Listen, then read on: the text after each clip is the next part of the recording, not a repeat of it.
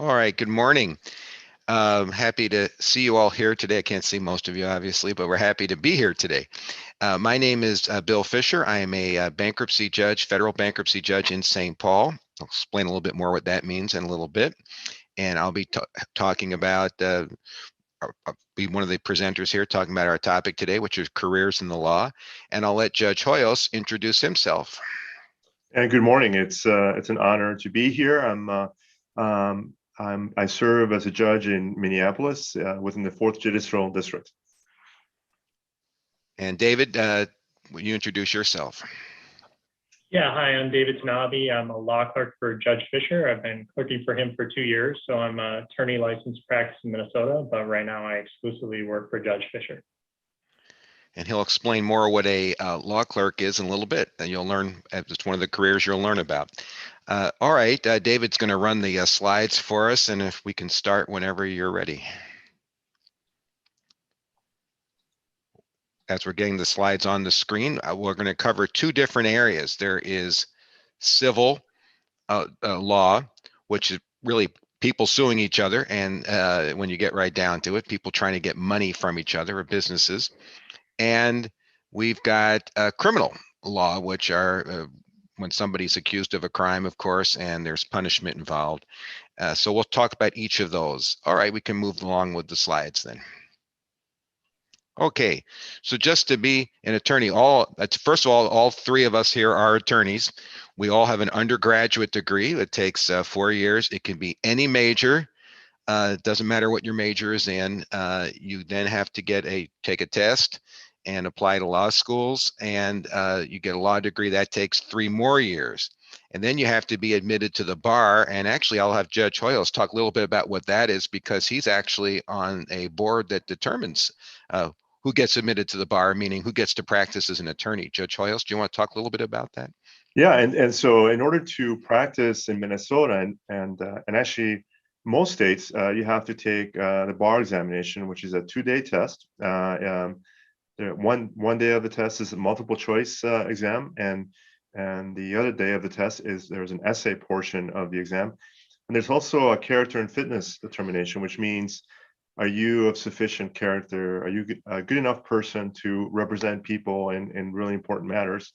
And so we look at a person's history and make sure they're the right type of person to practice law. Okay, very good. We can move on to the next slide. And so civil law, we're going to talk about that first. Civil law governs the relationship of members in society. So it really is people suing each other, typically to get money for some kind of wrongful conduct. And it could be examples most of you might be aware of. If you're in an automobile accident, for example, and somebody else caused the accident, you might need, and you're hurt, you might need money to help pay for your hospital bills or your missed work or any other compensation. Or if you're in a contract with somebody, you have a contract to deliver something to somebody. You have to deliver goods of some kind. Let's say you have to deliver a bunch of food for a wedding, and you don't deliver that food, then somebody's been harmed. And so what do you get for money for not getting that food at that wedding? Right? Those are typically what happens. Civil law includes family law as well, which includes divorces, child custody, and adoptions. And so that's also civil. The main difference between civil and criminal, and Judge Hoy also talked more about criminal, is anyone can sue anyone else. Criminal, only the government, generally speaking, only the government can be an actor, can prosecute, can start a criminal action, and punishment is the ultimate goal most of the time. Okay, we can move to the next slide. So types of lawyers. There are litigators. Those are people who litigate who go to court, the ones you see on television. And they're the ones who are trying to get money for their clients typically. There are also transactional attorneys, and these are attorneys who don't go to court, but they often write contracts, for example, or help with transactions between parties. There are advisors. A lot of attorneys are advisors, sometimes not just in the law, but sometimes they even advise on business matters. But typically, they'll advise somebody, a company or a person may say, can I do this? Is this something I can do legally? Can I take a deduction on my taxes? And the attorneys give advice. They also can work for the government. A lot of attorneys don't do criminal law, but they actually work for the government and help the government with its contracts and its relationships with people. And of course, a lot of attorneys write as well. Here's a trivia question. I don't think people can answer, so you can think these to yourselves. How many of the US presidents have been lawyers? How many US presidents have been lawyers? Keeping in mind there, we've had 46 presidents, or 45, depending how you count, because one was president 2 different times. How many do you think were lawyers? All right, we'll move to the next slide. So let's talk about litigators, and I've already kind of told you a little bit about that. They're the ones who go to court. The government has people who go to court as well. And the answer to the last slide is 26 presidents have been lawyers, 20, including the present president. He is a lawyer as well. All right. So plaintiff attorneys. Now, a plaintiff is the person who is suing. That's the person who does the suing. So if I'm the one hurt in that automobile accident, I'm the plaintiff. I'm the one asking for money. And again, usually it's money we're asking for. And so there are attorneys who specialize in certain kinds of cases. Typically, we think of plaintiff attorneys as being personal injury attorneys, people who are injured in car accidents or maybe injured by a product that causes an injury, right? May cause cancer or something like that. And so they often will, and they're the ones you often see on television advertising, by the way. You'll see a lot of advertisements for saying, have you been injured? Have you taken this kind of a drug and maybe had a bad side effect? But they also may sometimes stop, for example, they may ask not just for money, but they want an order of the court, of the judge, Judge Hoyos, or asking him, hey, don't allow this pipeline to be built because it's dangerous to our property, and you've seen cases about that. And so they're not looking for money, they're trying to stop something. We call that an injunction. But most of the time, people are looking for money, something to compensate them for some wrong. Sometimes they just want a declaration, and that's rare, but sometimes they want a court to decide who owns a piece of property. We're not talking about money, but we're saying, I own this. In the example here, I own this racehorse. It's mine. There's a dispute between 2 parties as to who owns it. And so they have that dispute, and they want a declaration of the court. Okay, we can move along. Defense attorneys, well, just like it sounds, they're the ones who will often represent the people who are being sued. So if I was in a car accident, there are defense attorneys. Usually they'll represent the insurance companies. We think of defense attorneys very often as representing insurance. That's not always true. Some big corporations don't need insurance. They have so much money that they actually they are self-insured, so to speak. But an example, so if a person's injured at a business, like you slip and fell at a store, that person, the plaintiff, hires a personal injury attorney to sue the business. And the defendant, business, or their insurance company will hire an attorney to defend the lawsuit. And you see on that cartoon, the defendant sat down when he was told, therefore he's a good boy, case dismissed. All right.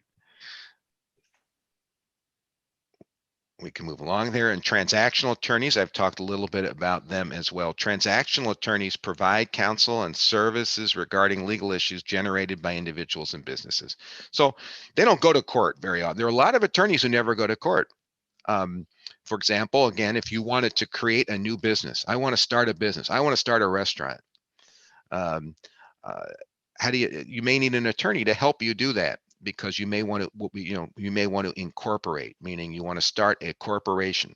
So it's not just you doing your business, but it's your corporation. There are a lot of advantages to doing it that way. And you may have an attorney help you get a legal corporation. Or if I wanted to buy a restaurant that's already in business and somebody wants to sell it to me, I may have an attorney help me with that buying and selling. In my case, buying. And then you also have attorneys who are going to tell you about regulations. Well, what am I going to pay my employees at that restaurant? Can I pay them $8 an hour? An attorney will look up and say, no, you got to the minimum wage in Minneapolis is in Minnesota is higher now than $8 an hour. And so you'd be violating the law if you only paid the $8 an hour. So you have an attorney who will help you with that. And then in my restaurant, I want, and Judge Hoyos is quite familiar with the restaurant business from his family, actually. And you have to have a rent. You're going to rent your space. Let's say you don't own your space. You got to rent it. So you have a lease, and you may have an attorney help you with that lease. What does that lease say? How much am I going to pay? But what are the other terms in that lease? What if my business isn't doing too well and I want to leave after a year? But the lease is for 3 years. Can I leave after a year? So an attorney can help write that lease and negotiate that so you get those terms. And registering trademarks. Let's say my restaurant has a name that I like, but I don't want a restaurant opening up down the street with the very same name. That would be bad, right? It would be confusing. And so you might want to make sure you protect that name. And so there are attorneys who will help you protect that name, or a patent would be help you protect an invention. So that's what some of the things transactional attorneys will do.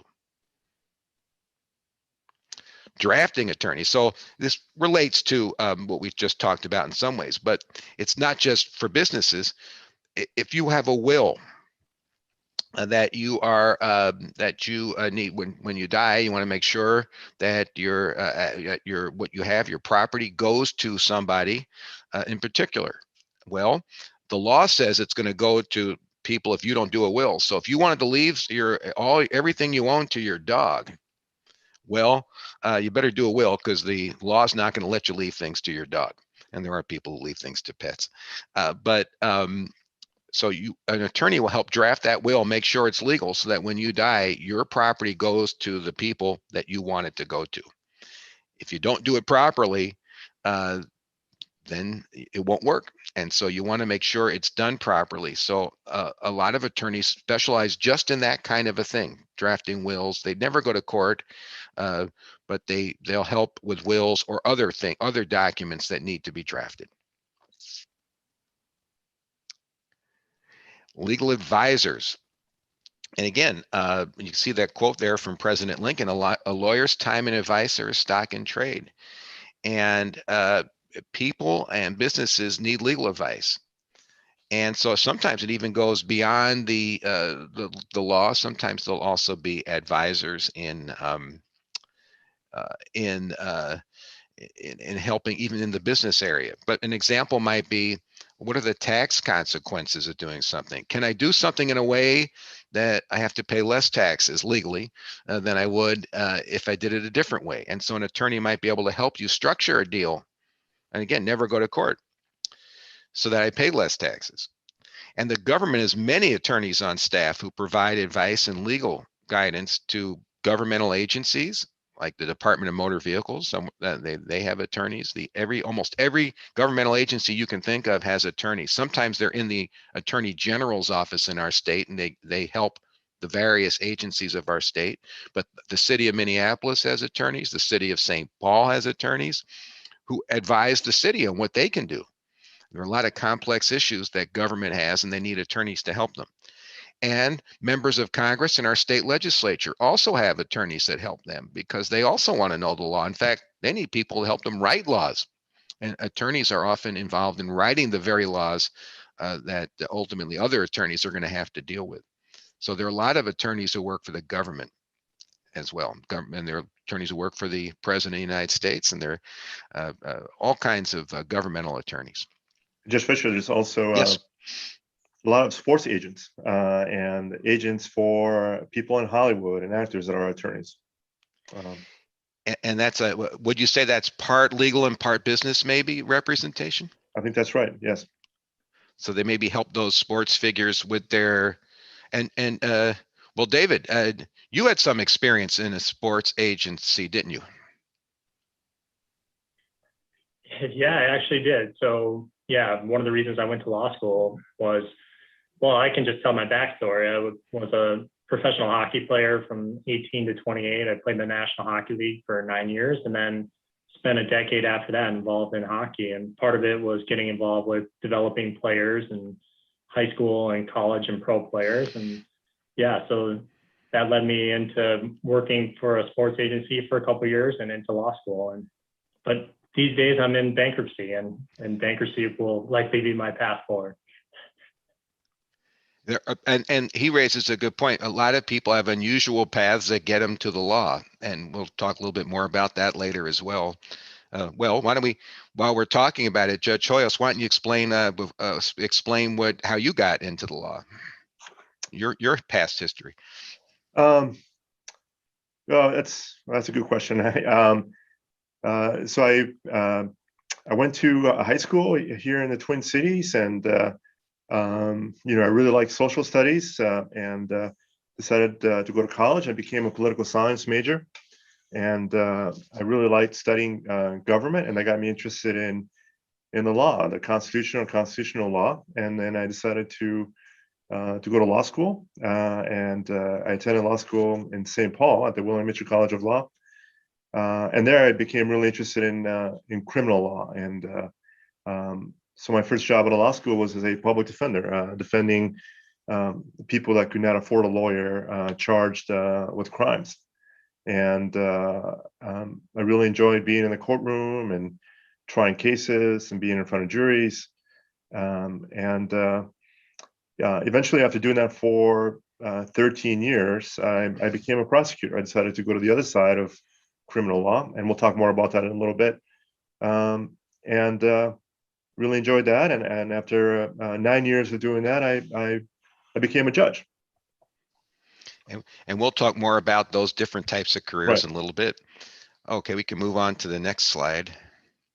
Administrative law and specialty courts. So within the United States, there are certain specialized courts, like the bankruptcy court that I'm sitting in right now, and immigration court that obviously deals with immigration issues, and tax court that obviously deals with tax courts, and bankruptcy court, where I am, is part of the federal court.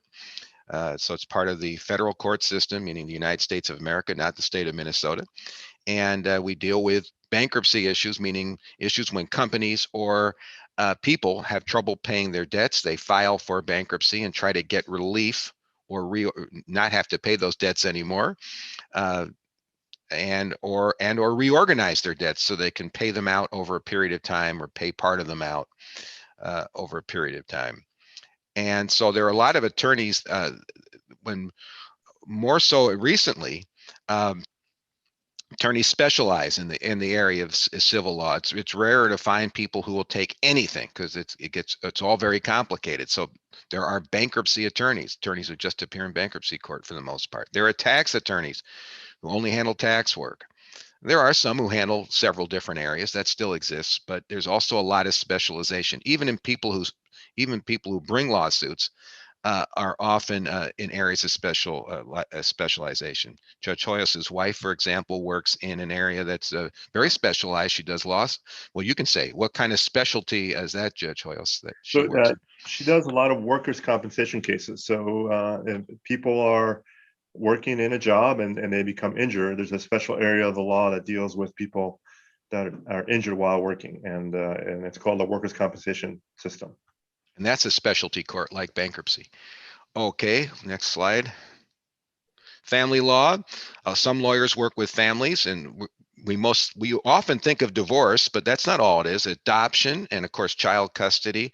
And sometimes it's even agreements between people, not spouses not getting divorced, or maybe people who aren't married who are living together. They do agreements. So it's not always sad divorce or heated divorce matters. It's often also sometimes happy things like adoption, or sometimes just agreements. Okay. Okay. Now Judge Hoyos is going to take us through criminal law. Go ahead, Judge Hoyos. Thank you. Yeah. Thank you. And so criminal law is different. And as Judge Fisher said, the only person that can, the only entity that can bring a criminal law case is either a state or a county on behalf of the state, or the United States government. And there are things that we cannot do. We cannot hurt other people. We cannot steal from others. And there are laws that prohibit that, and they're called statutes, and they're prohibited. And these statutes sort of tell us what we cannot do. There are theft statutes that say you can't assault people, you can't rob people, and if you violate one of these statutes, then you can be brought to criminal court, and we'll talk more about that. Next slide, please. So as I said, we're divided into 50 states, and each state, of course, has an interest in maintaining law-abiding behaviors. We want to make sure that people don't violate those criminal laws, and that's why if you violate these laws, it's considered a crime against the state or the government when it comes to the United States. And when someone, again, violates one of these laws, these folks are what are called prosecuted, and this is what prosecutors do. They bring a case on behalf of the state or the government of the United States, saying you committed a crime against the rest of us, the rest of society, and we're going to prosecute you for it. Next slide, please. So initially, what happens is in the criminal justice system, we have law enforcement, and that's usually police officers, but there are actually a lot of different kinds of law enforcement. There are FBI agents, there are Marshal Service, U.S. Marshal Service folks that work in the courthouse where Judge Fischer works. There are military police that work within the military. There are municipal police, police that work in cities or small towns, county sheriffs, patrol officers. There are state police, and here in Minnesota, we call our state police the Bureau of Criminal Apprehension. And then in Minnesota, we also have, I believe it's 10 tribal nations, and I believe each of those nations also has their own police department. Judge Hoyos, those are good careers for people interested in the law enforcement as well, and they don't require you going to law school, correct? No, they don't. And I think most law enforcement officers nowadays have a 4-year degree. There are majors in, I think, criminal justice, where you can pursue a career in law enforcement. But you are, in fact, part of the legal system. And next slide. So initially, how it's determined that someone's committed a crime is a law enforcement officer investigates and believes that a crime has occurred. They get called to maybe a bank has been robbed, and they'll investigate who possibly robbed that bank. They'll talk to possible witnesses. They'll take the information. They'll draft what's called police reports, and they'll take all of that information, all that police reports, any evidence, maybe fingerprint evidence, other things they might have found as evidence, and they'll take that to a prosecutor, and that's the lawyer that then represents either the state or the U.S. government to say, look, I think a crime has been committed. Here's the evidence that I've gathered. And I think we could bring this to a judge and eventually a jury at a trial and prove that this person did commit the crime, but what we call proof beyond a reasonable doubt. Judge Hoyos, do the prosecutors ever decide not to bring a case? The police say, I think we should bring a case, but the prosecutor says, I don't think so. Does that ever happen? Yeah, all the time, every day, and often. In fact, I'm in some jurisdictions, prosecutors will only charge half the cases that are brought to them by police, and a prosecutor may decide that it's not fair to charge a case, that there's not enough evidence, that maybe something can be worked out without having to bring criminal charges. Maybe the person has some mental health problems, or maybe they can deal with issues in the community without having to go through the criminal justice system. So prosecutors have to make all those decisions. Next slide. And this is actually my old boss, John Choi. Before I became a judge, I worked for Mr. Choi in Ramsey County, and Mr. Choi leads an office of about 200 people, and about 70 prosecutors. And those prosecutors bring cases in Ramsey County, which includes the city of St. Paul. So they work very closely with the Ramsey County Sheriff's Office, with the St. Paul Police Department, and they mostly deal in felony work. And felonies are the more serious charges. If you assault someone and you really hurt them, if you rob someone, if you're using a gun when committing a crime, those are usually considered felonies. And Mr. Choi has been there for a long time now, 10 years. So, trivia question for you: which vice president was a prosecutor? And your choices are Mr. Al Gore, Dick Cheney, Mike Pence, and our vice president is Kamala Harris. That's an easy one, Judge Fischer. You want me to answer? We'll go to the answer. Okay. So the answer is Vice President Kamala Harris. And in fact, she was a prosecutor for a long time. I believe she started out first as a prosecutor in San Francisco. And then, and so she was a local county or district attorney in the San Francisco area of California. And then she went on to become the Attorney General of California. I mean, she was in charge of the prosecution or justice system for the whole state of California. And from there on, of course, she became United States Senator and then Vice President. And so that's Ms. Harris. And so plea deals. And so even in civil cases that Judge Fischer talked about and criminal cases, it would take too much time and it would be too expensive to have trials for all those cases. So most civil cases and most criminal cases, actually over 90% of criminal cases, resolve through plea deals. So when a defendant's charged with a crime, they're presumed innocent, but a defendant can also say, you know, I don't want a trial. I'm guilty. I need help, and I want to reach an agreement with the prosecutor and plead guilty. And sometimes that's reached because, again, as I said, the trials are expensive, and because sometimes we can, the prosecutor and the person charged with the crime can agree that if they do certain things so they don't commit other crimes, that's better for all of us, better for society, that plea deal be reached and a trial be avoided. And also, often, if a person goes to trial, a prosecutor has the power to bring in more serious charges, and the person could face, a longer jail or prison sentence. And so that also is often a reason why plea deals are reached. In a plea deal, have you ever heard of a case where somebody pled guilty, got a deal, and then it turns out they were innocent later on? They were proven innocent through maybe DNA or some other type of physical evidence? Yeah, it's rare, and it's and we never want that to happen in the justice system, but it does happen, and it happens because sometimes police don't do the job well. Maybe the lawyer that represented the person that reached a plea deal did not do a good job, but for the most part, prosecutors, defense lawyers, judges work really hard in making sure that if someone's going to be convicted of a crime, that the right person is convicted of that crime. As a judge, is it part of your job to make sure that the person actually is guilty when they plead guilty, as best you can, of course? Absolutely, and part of my job as a judge, when I sit on the bench, is to ask the lawyer representing the person, have you had enough time? Have you had all the resources you need to represent this person? And also to ask the person entering the plea, do you understand what you're doing? Do you understand that you're waiving rights by not going to trial, by entering a plea of guilty? And so it's really important that a judge does that. Next slide, please.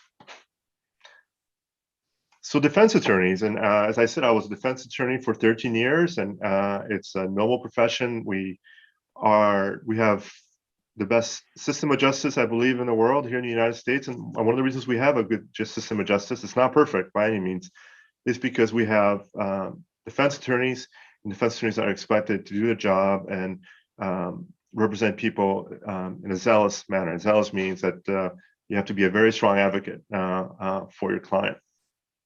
And so defense attorney presents people charged with crimes, and they make sure that they understand what those charges are and advise their client of those charges. They act on behalf of their client. They speak for that client in court before the judge. They speak to the prosecutor on behalf of the client and make arguments to either make sure that those charges are dismissed, or in making plea deals and trying to reach a more lenient sentence or a more fair sentence for that person. And it also ensures that the government doesn't use their vast power to violate the constitutional rights of a person, and make sure that the police officers, that the prosecutor is following the law, and that they're acting in a fair way in prosecuting a person. So that's a very important role of a defense attorney. And there are two types of defense attorneys. I sort of told you about what I did. I was a public defender, meaning I was appointed by the court to represent people that couldn't afford their own lawyer. And in our country, since the 1960s, the Supreme Court of the United States requires that if you can't afford a lawyer, that a lawyer must be appointed to represent you. That's one of the constitutional rights we have as Americans under the Sixth Amendment to the Constitution. If people can afford their own lawyer, then a defendant must pay for that lawyer. And defense lawyers can be really expensive, and but usually, if you cannot, if you can afford one, you'll have to pay for that person. Next slide, please. And here we see Ms. Catherine Rowe. She is the Chief Federal Public Defender. So she oversees all the defense lawyers that represent people in federal court. And remember, I told you about the U.S. government also prosecutes crimes. When the U.S. government, the U.S. Attorney's Office, those are the prosecutors that bring those cases forward. Her lawyers then represent people that cannot afford a lawyer in those U.S. government crimes. And in federal court, you usually see more involved drug cases. You see what we call white-collar crime cases, meaning people taking money from a big company. And so they deal with a specialized number of cases. A lot of students have asked me over the years, Judge Hoyos, and you, I think you're a good person to ask this question to. They ask me, how can you represent somebody if you think they're guilty? Or how do you represent someone maybe who's very unpopular, maybe is accused of committing a very hideous or terrible crime? And really, we've seen examples of that recently, right? Attorneys have had to represent somebody who's accused of something that was caused a lot of problems in society. How does an attorney do that? Well, our justice system doesn't work if we don't have good defense lawyers that will represent anyone. As citizens, we have a right to a strong representation. It doesn't matter who you are or what you did. Our system, it's only going to work if we have defense lawyers that are committed to doing that, to following the law and to following the Constitution. And if we don't have strong defense lawyers, then there's a chance that prosecutors or that the government and police may not do their job right. They may not follow the law. They may not follow the laws that are required in order for us to fairly prosecute folks and bring those folks fairly through the justice system. So it's a very important part of our justice system. And if that part of the justice system doesn't work, then the whole system is flawed, and it's not going to be fair. Ultimately, if we're going to convict someone of a crime, we have to do it in a fair manner. And that's why defense lawyers are so important. Next slide, please. One of the great careers is defense lawyers use them, civil lawyers use them, private investigators. As we've said, prosecutors use the police to help them collect evidence to develop a case for a crime. But defense lawyers will often hire private investigators, their own investigators, to also investigate the case so they can best represent their client and best understand the case that they're representing the client on. And sometimes a private investigator will, let's go back to that bank robbery. Let's say that that person charged with that bank robbery, the police officer went there, gather evidence, talk to witnesses. Another investigator may come in and talk to those witnesses again and determine, those witnesses really didn't see what they thought they saw. It was dark out that night, and they made a mistake about identifying the person that robbed that bank, and so they play a really important role in the system. And so that competing evidence then that's been collected by a private investigator gets brought before a judge and maybe eventually a jury in a trial, and then the jury has to determine, well, who's right? I mean, what really happened here? Next slide, please. So big part of the criminal justice system for prosecutors, for defense lawyers, is science, and especially in probably in the last 40 years. Police officers collect physical evidence from a crime scene, and I'm sure a lot of you have seen on television. There's a lot of shows about crime labs like CSI and police officers collecting evidence, and this evidence gets sent to a lab, and you have these special scientists, forensic scientists, that examine the evidence, and they have to go to, of course, college and study science in order to test for fingerprints, for DNA evidence. Maybe they'll test blood to see if a person was driving under the influence of a drug or alcohol illegally. They'll test guns or shell fragments from guns or gunpowder to see when a gun was fired, in what direction was it fired, And I mentioned fingerprints. Fingerprints is probably the oldest type of criminal laboratory evidence. It's still used. But nowadays, again, DNA is what's used the most, and cell phone data. All of you cell phones, you keep a lot of information on that cell phone. Your texts, your internet searches, and police officers, if they're investigating a crime, they'll seize those phones. And they'll examine it to see if you were indeed part of the crime. Next slide. Judge Hoyle, say that's a good. Those are good careers, aren't they, for people who are interested in criminal justice area, but they're also science oriented, right? Yeah, absolutely. And I think it's a fascinating area of the criminal justice system. You get to apply your science skills. You get to work in a laboratory. Maybe once in a while, you get to go into a crime scene and examine evidence. And then once in a while, you get to testify in court. So your job is varied and very interesting, but very specialized, and really great jobs. So now let's talk about white collar crimes. And the reason they're called white collar crimes is because they're presumed to be committed by people that work in companies or people that have money. And their crimes are related to frauds committed by, let's say, a business executive that improperly took money from a company. They took money from the company's payroll, for example. And the reason for doing so is financial. They did to enrich themselves or to avoid losing money. If a company's not doing well, maybe a person will try to get money in a legal way to try to keep their company afloat. Those are very common. Those are the types of cases that you see a lot in federal court and that are prosecuted by the U.S. government and federal prosecutors. These crimes usually involve deceit, using false documents. People lie about what they're doing.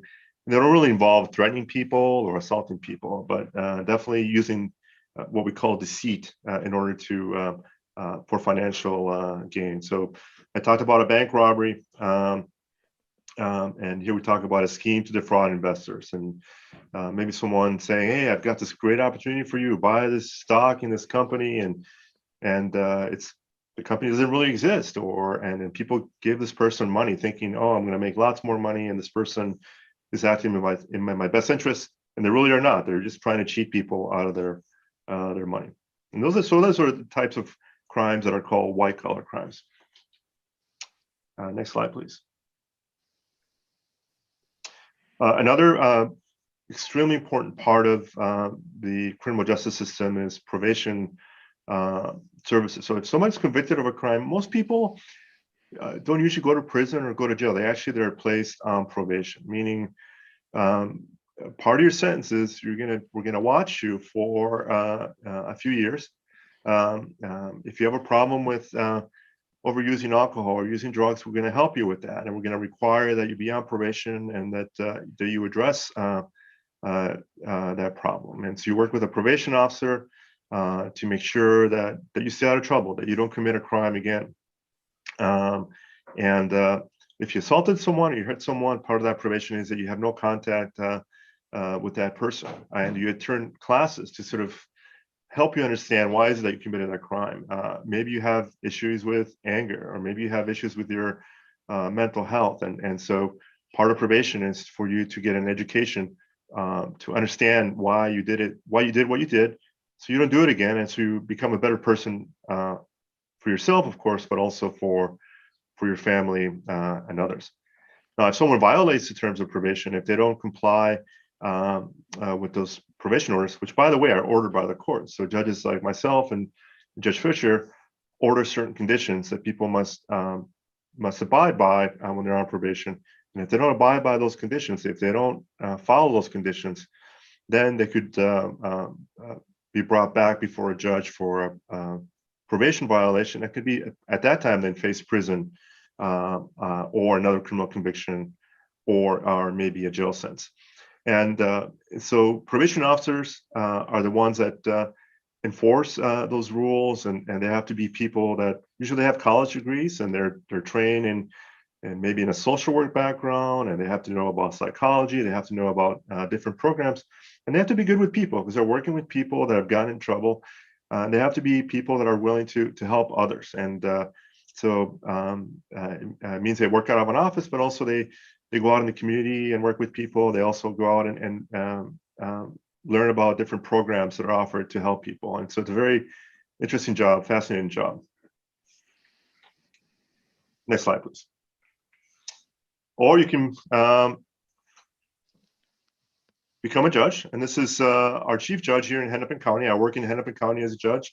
And this is Judge Barnett. And actually, Judge Barnett and I went to law school at the same time. We worked together as law clerks, like Mr. Tanabe did as public defenders. Before we started our legal career as lawyers. He, like me, was a public defender for many years and was also a prosecutor. So we follow very similar paths to become judges. And as Judge Fisher said, Judge Fisher used to work with me here in Hennepin County, but he had a long background in bankruptcy court. There was an opening in bankruptcy court, so he was asked by the federal government to then become a bankruptcy judge to help in a very specialized court. And those specialized courts, you need to have a specialized knowledge like Judge Fisher has. We also have appellate judges, so judges that if someone loses a civil case or they're convicted of a crime, then we have judges that review. They review what happened at the trial court. And we have court reporters, another career that sort of keep track of what happens in the court. They review that transcript and say, were there mistakes made? Should that decision that the judge made be overturned? We have judges, we talked about workers' compensation, judges specialize in criminal cases. Judges can be elected by the public. I was actually appointed by Governor Mark Dayton in 2014, but eventually I had to run for re-election, and I was re-elected in 2016. Was that a close election? It was really close. Actually, I didn't have an opponent, so it was not. No. And judges often in our state often don't have opponents. Right. And why is that? I think it's because we have a process where judges are appointed by the governor. They're vetted by committees, and they're people that other lawyers say, well, this person would be a good judge, and so we want him to be on that job. And so it's that's why other lawyers don't run against those judges. I think that's the reason. Would you agree, Judge Fisher? Yeah, and even on the ballot, those of you who are watching this who are 18 or will be 18 in 2022, a judge who's already there, it actually says they're already a judge. They have the word incumbent there. So that makes it hard to beat somebody if it says this person's already a judge. That helps. So we have kind of a mixed system in our state. It's election, but maybe a little bit of help for the appointed judges. Yeah. Federally, it's a little different. Federally, to be a federal judge, you have to be appointed by the President of the United States and then confirmed by the Senate, and you're appointed for life. So you got your job for life. Judge Hoyos is elected for 6 years, but he's got to run again in whatever year next time, 2022. But if you're a federal judge, you're there unless you get impeached and removed from office, which has hardly ever happened in our history. You're there for life. I'm not, because a specialty judge has a term in federal court, and I won't go through the details of that, but I'm a 14-year appointment, so I'll be around till about 2030. But and you can get reappointed as well. But otherwise, that's a major difference between state and federal judges. Right. And as the slide says, 100% of judges have a law degree, almost 100%. And that's true in Minnesota. I mean, in order to be a judge, you have to have a law degree. And they want you to have experience in the courtroom. That's why, like Judge Barnett and I, we're both prosecutors and defense lawyers since we had courtroom experience. And like Judge Fisher, as I said, he had experience in bankruptcy law, so that's why he became a bankruptcy court judge. So now trivia, how many presidents have also been a Supreme Court justice? It's a really fascinating question, and we'll see the answer in the next slide.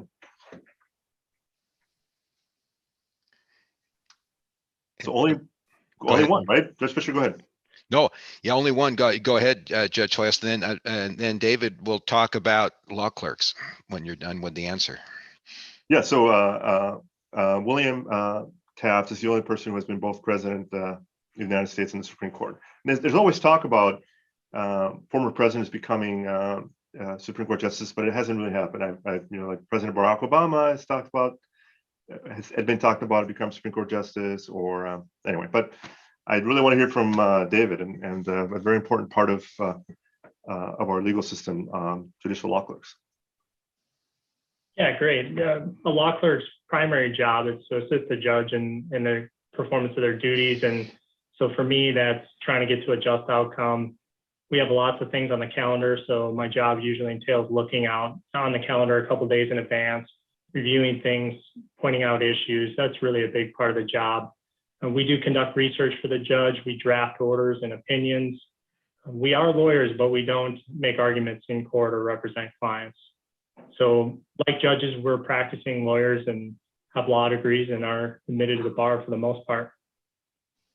And if I may, the great thing about being a law clerk is, so right out of law school, you're working with a judge. You're dealing with really interesting legal issues, and sometimes you're helping the judge make the decision. At least I always talk to my law clerk about hard decisions, and work closely with him or her on what decisions should be made. And law clerks get to see all the lawyers that come before them, and they get to see the not so good lawyers, but also the very good lawyers. And so they get a great view of the legal system early on in their career, and so it's a great job. And David must be really smart, because he wouldn't be working with Judge Fisher if he wasn't really good at his job, if you will. It's very kind of you. It's a great job. I enjoy it. He has to say that, right? Yes. Next slide, please.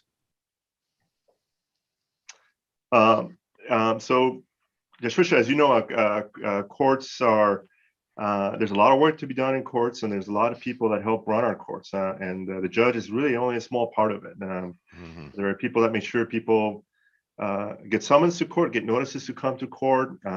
They maintain the records of the court, the decisions that we make, and they make sure that there's a system so people can read our opinions, understand what decisions are being made in court.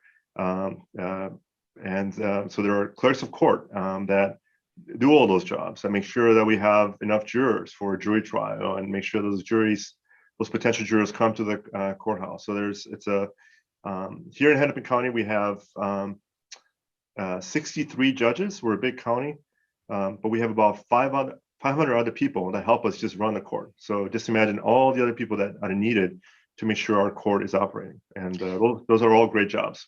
And you don't need to be a lawyer to work in the No. clerk's office. Some are actually lawyers, some are, but for the most part, you don't have to be, and you don't need a specific degree either, although it may be helpful to have certain types of degrees. So it's a great career. You get to see the workings of a court, whether it be a criminal or a civil court. You get to see how a court works and help with the administration of justice. And I think it's a great career. You are working for the government, the judicial branch of the government, and it's a very interesting career and something to think about. Yeah. The next slide, please. And so, as I said, they're also paralegals, and these persons help lawyers, and there are paralegals in prosecutors' offices. There are lawyers in civil lawyers, paralegals in civil lawyers' offices, and defense lawyers' offices, and they help with the drafting the many documents that are needed to appear in court. They help investigate and get information for the lawyers. They schedule meetings and what we call depositions with clients, and so they do a lot of the things that a lawyer does, and they help a lawyer do those things. So they have to be knowledgeable about the law, knowledgeable about the legal system. And some paralegals have 2-year degrees, some have college degrees, and so it's not. And you can talk more about Judge Fisher, a paralegal certification program, right? Yeah, there are certification programs. You don't have to go through that. It's not a requirement, but it may help you get a job. And paralegals, some of them they're under the supervision of an attorney, but some of them filing patents or immigration issues. Sometimes they know a lot more than most attorneys, because they're helping with the paperwork, and they understand the government paperwork. And so it's a chance to help people. My niece, for example, is a paralegal in the immigration area. And so she's helping people become citizens of the United States, or work in this country if they're not going to become citizens, and helps with that kind of paperwork. under the supervision of an attorney, but it can be a very rewarding career. And a lot of paralegals go on to become attorneys, by the way, as well. Sometimes it's a nice thing to do to see if you want to be an attorney and maybe work there. Some people work as paralegals while they're in law school. Judge Hoyos, I'm sure you knew people in your law school class who may have been working as paralegals who graduated with you. Yes, absolutely. Next slide, please. So you can be a lawyer too, but I think Judge Fisher, what you meant to say is you can also be a paralegal, you can be a forensic scientist, and we need people to work in a criminal justice system. It's more important than ever, and you don't have to come from any background. Anyone can become a lawyer. All you need to do is work hard in school, work on your writing, learn about civics and the government, and I wouldn't be where I am today as a judge or as a lawyer if it wasn't for the help of my junior high teachers and my high school teachers and college professors that said, you know, we encourage you to become a lawyer, you know, work on your reading, work on your writing, and because of those folks, I'm in a career which I really like, and I hope all of you consider a career in law. Don't you think, Judge Fisher? I agree. And one thing you're looking at, and again, be a lawyer or the other types of jobs we've mentioned. There are a lot of good jobs in the legal area. Right now, you're seeing 3 people talking to you. We all happen to be male, but women make up about half of most graduating law school classes, and about half of the federal judiciary in Minnesota are women. And Judge Hoyos, I think more than half of the judges in Hennepin County are women. Isn't that correct? That's correct. Yeah. And go ahead. No, I was just going to say, but we need more diversity in the legal profession. I happen to be an immigrant to this country, and I think we need more immigrants to consider becoming lawyers so they can help other immigrants and help our community in the law. And one thing that we haven't mentioned too is that there are lawyers that maybe don't practice law, but they go on to be leaders in very important areas. And probably some of the most famous lawyers out there are people like Mahatma Gandhi and Nelson Mandela. They were lawyers, and Stacey Abrams, who you've heard about her, she's also a lawyer and practiced law, and now she deals in election rights. So lawyers do a lot of very important things, because that knowledge that you gain as a lawyer can really help people in many, many different ways. And many of the heads of big corporations are lawyers, or were trained as lawyers. Now they're working in the business area, but they also were or trained legally. Again, you don't have to be a lawyer. We've mentioned that there's a whole bunch of different legal careers. Even the manager of the Chicago White Sox is a lawyer, Tony La Russa. And so I didn't know that. yeah, so there are many lawyers out there who don't practice law, but the training they got maybe in law school helped them with their profession. Maybe the manager of the White Sox helps them argue with umpires. I don't know, but that training can help. The commissioner of baseball, for example, I think of football too. They are both lawyers, and so basketball, I believe, and hockey. I think all the commissioners of 4 major sports are all lawyers. And so lawyers don't always stay in that profession, just like people who in other areas of the legal profession that we've mentioned today, paralegals, even probation, they often use those skills to move on to other fields, and it helps them in other fields. One thing I think that I know both of you would agree with me in this. I think everyone who's in the legal profession, the one thing we maybe all have in common, I saw Natalie Hudson say this just this morning at an event, and she's on the Minnesota Supreme Court, and her point was everyone is a lawyer. The one thing we all have in common, whether you're in the criminal area, whether you're in the civil area, whether you're a divorce attorney, whether you're paralegal, you all want to help people. That's probably the main thing we have in common. I think we all want to help people in various ways. And so if you want to help people, it's a great job.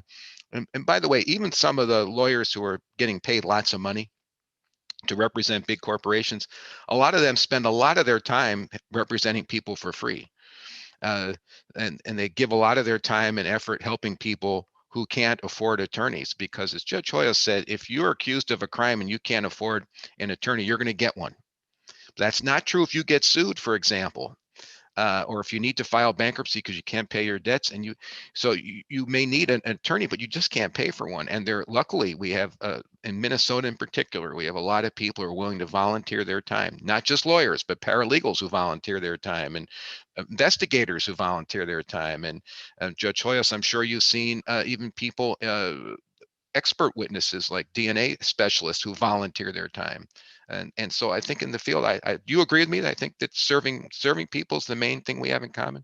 It is, and just if I can briefly add to that, most lawyers want to help people become lawyers. So if you have an interest in the law, Yes. Come to court, approach a lawyer, and say, "I want to know more about what you do." And that's how Judge Fisher and I got started, and that's how David probably got started. We're in a profession, and that's what we want. We want to help people and educate people about the legal system and help them become lawyers. And that raises a very good point. You can Google us if you want to contact us. We are all, I'm speaking for Judge Hoyos and David and myself. We are all happy to have you shadow in the days when we can get into court, and hopefully that'll be soon. We're all happy to have high school students come in and see what we do and see other people in the legal profession. So don't hesitate to contact any one of us. And if we can't help you, we know lots of other people out there who, in law firms and the prosecutor's offices and defense, who you can also shadow, and they're happy to have high school students, junior high school students, see what they do. So I do that.